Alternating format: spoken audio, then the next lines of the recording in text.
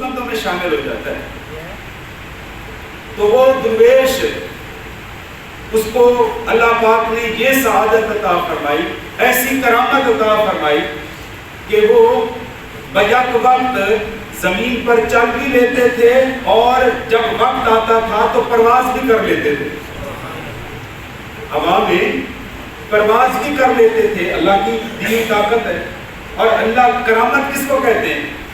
کرامت کمال اللہ کی ذات کا ہوتا ہے، بندے کا نہیں ہوتا. کسی ولی سے کوئی کرامت ظاہر ہو جائے، یہ وہ کرامت اس کی ذاتی نہیں ہوتی. کمال کس کا ہوتا ہے؟ اللہ کمال کس کا ہوتا ہے؟ اللہ کا. خوبی کس کی ہوتی ہے؟ دی ہوئی طاقت کس کی ہوتی ہے؟ اللہ کی. ہے سب کچھ اللہ کا. لیکن جب بندہ اپنے رب کو راضی کر لیتا ہے تو اللہ پاک خوش ہو کر فرماتا ہے کمال میرا ہے، ظاہر تجھ سے ہوگا. سبحان اللہ. کمال اللہ کا ہوتا ہے، ظاہر بندے سے ہو جاتا ہے. اس طرح حضرت سلطان صالح صاحب، حضرت سیرانی بادشاہ، کمال اللہ کا، ظاہر اپنے بندوں سے ہو رہا ہے. تو وہ درویش جب پرواز کر رہے تھے نا، توجہ رکھیے گا، پرواز کرتے کرتے دریا کے کنارے پر پہنچے تو کیا دیکھتے ہیں کہ بارش ہو رہی ہے، دریا پر بارش ہو رہی ہے. فوراً ان کے ذہن میں خیال آیا، واہ میرے مولا، بھلا دریا کو بھی بارش کی ضرورت رہتی ہے. بھائی بارش کی ضرورت تو ہے کھیتوں کو، فصلوں کو، ویرانوں کو، جہاں پر پانی نہیں ہوتا. واہ بیٹا، دریا پر بارش کر رہا. بس یہ خیال آنے کی دیر تھی، وہ زمین پر آ گیا. پریشان ہوا، میرا کمال تھا، ابھی میں ہوا میں اڑ رہا تھا، ابھی میرا منہ زمین پر آ کے گردآلود ہو گیا. اللہ کی طرف سے حکم ہوا، دعویٰ میرے ساتھ عشق اور محبت کا ہے اور میرے فیصلوں پر اعتراض کرنے لگ گئے. یا تو میرے ولیوں میں تجھ سے نکل جا، جب جس طرح دوسرے اعتراض کرتے ہیں تو بھی اعتراض کر. جب تو میرا ہو گیا ہے تو اب تجھے اعتراض کرنے کا حق نہیں ہے. جو میں چاہوں گا کروں گا، تجھے ماننا پڑے گا. تو یہ ہے اللہ کی رضا. جس کو اللہ کی رضا مل جائے. اب دیکھیں نا، راؤ یامین صاحب فوت ہوئے، ہم سب میں موت زندگی کا سلسلہ چل رہا ہے. کئی خاندانوں میں جب کوئی فوتیدگی ہوتی ہے، لوگ لا علمی کی بنا پر اپنے پیارے سے محبت میں اتنے اندھے ہو جاتے ہیں، اپنے رب کو بھول جاتے ہیں اور زبان سے بے ادبی کے کلمے نکالتے ہیں. یہ موت کے لیے ہمارا گاڑی نظر آیا ہوا تھا ملک الموت کو. یہ کہنا بے ادبی ہے، یہ کہنا انتہائی گستاخی ہے. بلکہ اللہ کا جو رضا پر راضی رہنے والا بندہ ہوتا ہے، میرے مولا جس طرح تو راضی میں بھی اسی طرح، جس طرح تو راضی. دیکھو نا، حسنین کریمین اللہ کی رضا پر راضی تھے یا نہیں تھے؟ بولو نا ذرا. زمزم کا چشمہ جاری ہے، صدیوں سے جاری ہے اور قیامت تک جاری رہے گا. اس میں پانی کی کمی نہیں ہو سکتی. وہ شفا ہے، آب شفا ہے.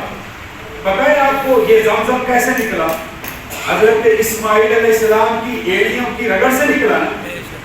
تو یہاں کچھ علماء یہ فرماتے ہیں کہ زمزم میں اللہ نے یہ برکت کیوں رکھی ہے، یہ زمزم میں برکت کیوں رکھی ہے کہ انتہائی صاف شفاف پانی جس میں موتی آپ کو نظر آ سکتے ہیں، جس میں شفا ہے، جو بیٹے میں جا کر گرانی نہیں کرتا.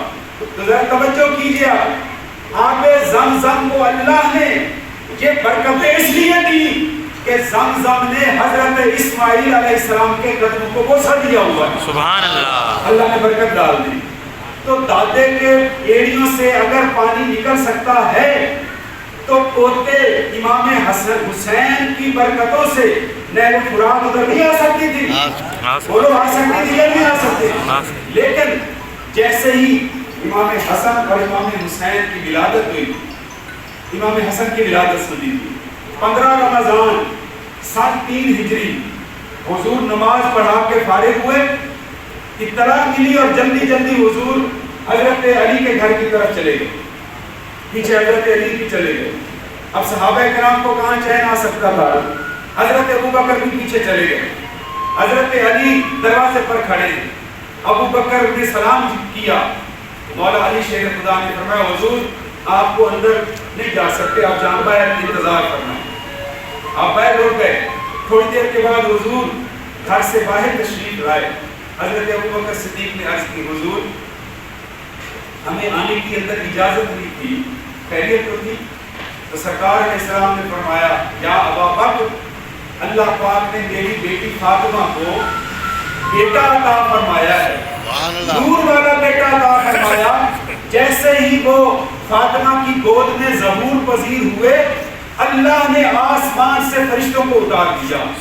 میری بیٹی کے گھر میں نوری فرشتے اتنی تعداد میں آئے کہ کسی اور کے پیر رکھنے کی گنجائش نہیں تھی۔ اب وہ زیارت کر کے واپس چلے گئے، اب تو بھی زیارت کر لو۔ سبحان اللہ۔ امام حسن کی زیارت کی، حضور نے فرمایا علی اس بچے کا نام کیا رکھے؟ مجھے اور آپ کو حضرت علی شیر خدا نے ایک ادب سکھا دیا۔ عرض کی یا رسول اللہ آپ کے ہوتے ہوئے علی کی کیا ضرورت ہے کہ بچے کا نام رکھے؟ آپ جانے اور آپ کا رب جانے۔ تو حضور نے فرمایا میرے رب نے یہ حکم فرمایا ہے کہ میں اس بچے کا نام رکھ رہا ہوں حسن۔ پھر اگلے سال 5 شعبان المعظم سن 4 ہجری کو اللہ نے امام حسین عطا فرما دی۔ جیسے ہی دونوں بچے پیدا ہوئے حضور نے ان کے بارے میں فرمایا سیدہ شباب اہل الجنہ، حسن بھی جنت کے جوانوں کا سردار اور حسین بھی جنت کے جوانوں کا سردار۔ سبحان اللہ۔ جیسے ہی ان کی ولادت ہوئی حضور تک اطلاعیں پہنچ گئی یا رسول اللہ حسن بھی شہید ہوگا، حسین بھی شہید ہوگا۔ یہ اطلاع حضرت علی کو بھی پہنچا دی گئی، حضرت فاطمہ کو بھی پہنچا دی گئی، دیگر عشرہ مبشرہ حضور کے صحابہ کرام کو یہ اطلاعیں پہنچا دی گئی کہ یہ 2 بچے ان قریب شہادت کے رتبے پر فائز ہوں گے۔ لیکن اطلاع پہنچ گئی، کسی نے بھی یہ ہاتھ اٹھا کر اللہ کی بارگاہ میں یہ نہیں کہا یا اللہ یہ مشکل اور یہ آزمائش ان بچوں سے ٹال دے۔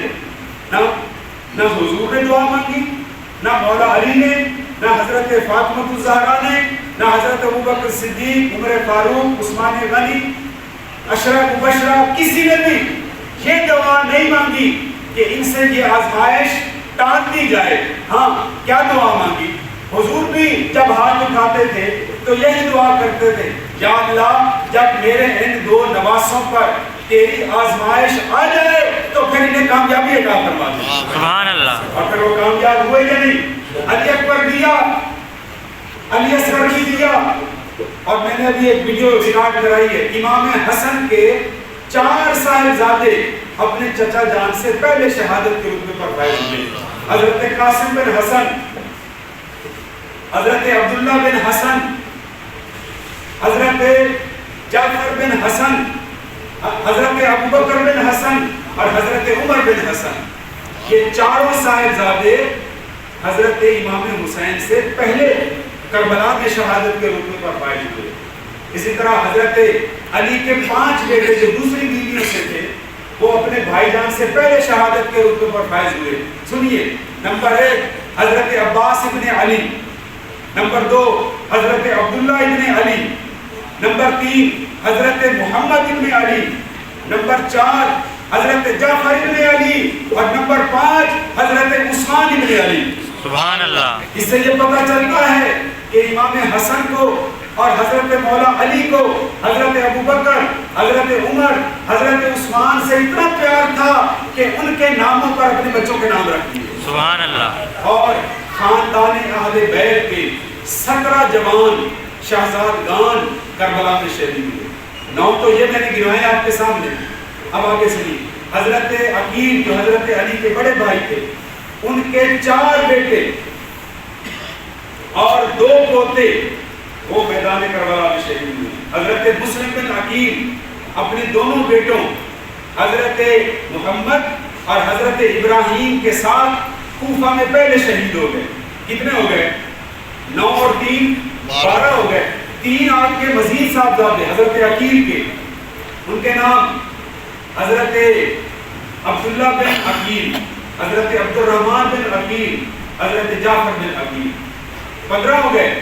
اب 2 حضرت نبی پاک علیہ السلام کے جو حضرت علی کے حضرت علی کے دوسرے بھائی حضرت جعفر طیار، ان کے بیٹے حضرت عبداللہ جن کی بیوی حضرت بی بی زینب پاک ہے، ان کے دو بیٹے بھی اپنے ماموں جان سے پہلے شہید ہوئے، حضرت عون اور حضرت محمد۔ یہ پر 17 خاندان اہل بیت کے شہزادگان پہلے شہید ہوئے، اور جب ان کی شہادتیں ہو گئی تو کوفہ شہر کے پڑوس میں دیہات کے علاقے میں ایک بوڑھی ماں رہتی تھی، اس کے بیٹے کا نام ہے حضرت عبداللہ بن وہب۔ وہ اپنے بیٹے کے پاس آئی، ابھی چند دن پہلے اس کی شادی ہوئی تھی، ماں نے آ کر بچے کو گلے میں باہیں ڈال دی، بیٹا میں تجھ سے آج ایک بات کرنے آئی۔ جی اماں حضور کیا فرماتی ہے؟ فرمایا بیٹا حضرت بی بی فاطمہ الزہرا کا خاندان کربلا میں شہید ہونے والا ہے، میرا دل یہ چاہتا ہے، بے شک میں بوڑھی ہوں، میرا تو ہی سہارا ہے، میں چاہتی ہوں کہ امام حسین سے پہلے تو قربان ہو جائے۔ سبحان اللہ۔ تو بیٹے نے کہا اماں جان مجھے صرف اپنی بیوی سے ملاقات کی اجازت دے۔ ماں نے کہا بیٹا بیوی تجھے اگر پیاری لگتی ہے، ہو سکتا ہے وہ تجھے قربانی سے روک دے، لہذا رہنے دے، اس کو پاس نہ جا۔ تو بیٹے نے کہا اماں جان وہ مجھے روکے گی نہیں، میں صرف اس کو اپنا آخری چہرہ دکھا دوں۔ جب بیوی سے کہا میری اماں جان کا حکم ہے حسنین کریمین سے پہلے میری گردن پر چھری چلنی چاہیے، تو بیوی نے بھی کہا حضور میں آپ کو اجازت دیتی ہوں، آپ شہید ہو کر جائیں گے، جنت میں ملاقات ہو جائے گی۔ سبحان اللہ۔ تو انہوں نے پہلے شہادت پائی، اس کے بعد یہ وفادار ساتھی حق کو سر بلند کرنے کے لیے اپنی جانوں کے نذرانے پیش کرتے رہے، لیکن ایک قدم بھی پیچھے نہ ہٹے۔ ہمیں بھی یہ قربانی سبق دیتی ہے کہ جہاں کہیں اللہ اور اس کے رسول کا حکم آ جائے اس وقت اپنی نفس کی بات نہیں ماننی، اپنے کسی رشتہ دار کی بات نہیں ماننی، اگر ماننی ہے تو اللہ کی اور اس کے رسول کی بات۔ سبحان اللہ۔ اللہ ہماری حاضری قبول فرمائے۔ وما علینا